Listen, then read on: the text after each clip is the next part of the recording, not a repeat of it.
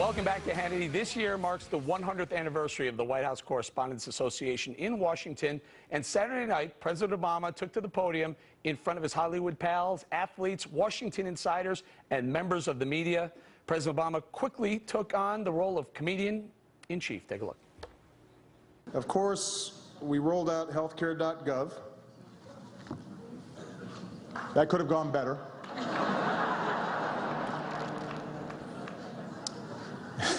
In 2008, my slogan was, "Yes, we can."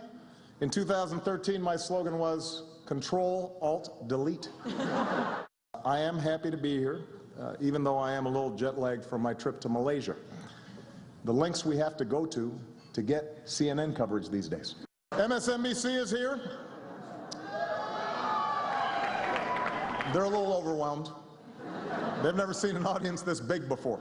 Let's face it, Fox, you'll miss me when I'm gone.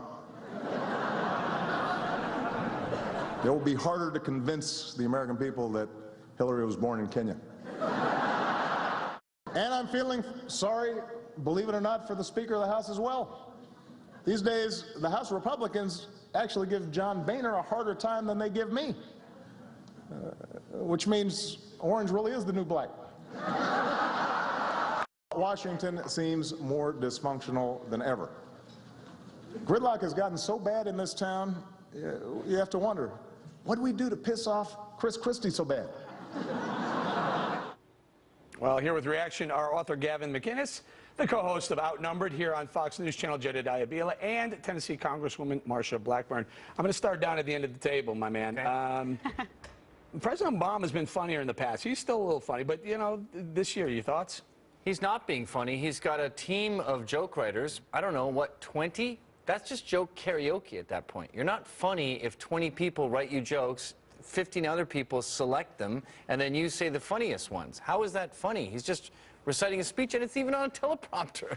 Yeah, you know, right. and Jedediah, Mikhail, the comedian afterwards, kind of read his jokes. It was a little bit of a letdown for me. I was there, by the way. It was a letdown for me, too. I was not there. I don't go anywhere where I can't wear a tank top and ripped jeans, fair warning. So anything that's black tie, I'm usually not there. Unless you look it's on like you're wearing pretty black tie television right now. It's a little bit different. I want to quote my buddy Greg Gutfeld, though. He was on Twitter. He was writing tweets about this, and he said, "We once celebrated success. Now we cheer failure if it's large enough that we find it hilarious." And with respect to the Sebelius stuff, and I think a lot of Americans sitting at home don't find it funny because they see us outraged about this stuff all year, right? They see us talking about Obamacare. Then all of a sudden we all get into this room and we find it funny. So I think when I was looking at Twitter, I saw Americans at home saying, "Guys, come on, are you serious about this stuff or not?" Congressman, can I ask you this, because you've been there, you lived it, the D.C. lifestyle.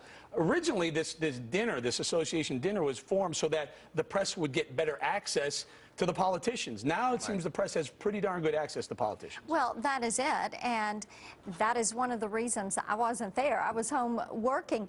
But the point is, going back to what Jedediah said, you know, people are so frustrated with Washington, D.C., and for Americans that were at home watching this on Saturday night, I think they saw it very disrespectful of the taxpayer, that there would be this camaraderie, and the president just proves that he is thin-skinned and that this is not a transparent administration and that he does not like accountability. But Gavin, it's not just President Obama. It goes both sides of the aisle. President Bush, he was self-deprecating as well, and laughed about some of the things that people were upset about. This dinner used to have some merit, and then they started bringing in a few freaks just to make it funny, and that was cool in an Ivy League kind of way. But now it is just the elite. It's Hollywood and the top Democrats all having these pithy, witty remarks that self-deprecate themselves. Jed, I'm not sure how to phrase this.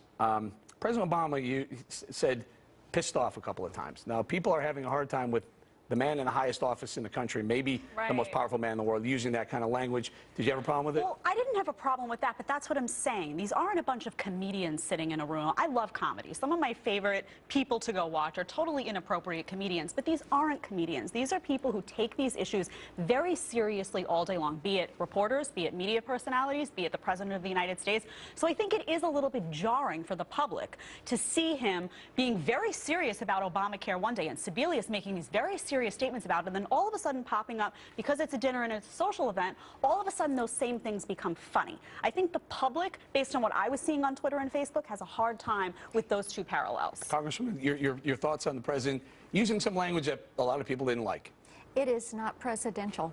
And this business of going after people, the old axiom, never injure a friend even in jest. And some of the points that he took, I think, there again bear out just how thin-skinned they really are and how avoiding of transparency that they are. I don't think people appreciated the evening. So, guys, what do we do? Do we kill the dinner? Did we say that was it, 100 years? No, How about no celebrities? clean it up. I mean, they say politics is Hollywood for ugly people. This is Hollywood for Hollywood people. Let's stop with the celebrities now. It's become a parody of itself. Yeah. I think people are having a hard time figuring out what the point of it is, in other words. You know, make the point of it clear. Are we there to all laugh at policy that we take really seriously all year long? Or are we there to have a Hollywood event? What's the purpose? Or to celebrate free speech. Or to celebrate free speech. Yeah, it should be something that honors the First Amendment and honors free speech and honors the fact that the press helps hold the administration and Congress, everyone accountable. Hey, they're calling it a nerd prom. How about some nerds? There was not one nerd, Gavin. Can I tell you something? The room was filled with nerds. Did you see nerds? And I was nerds everywhere. You're not a nerd. There's some Hollywood elite sprinkled in, but Nerds we were the rest only of the nerds. is the new rule. Did you have a bow tie on? No, but you know what the other thing about that whole night is, the whole weekend, is which party you can get yourself invited to. I mean, if you're not on the list at one of these parties, by the way, I snuck into the MSNBC party. I'm very happy to say I did that. And I end up with the guy, Tommy Vitor, dude, that's like 20 months ago, 2 years ago.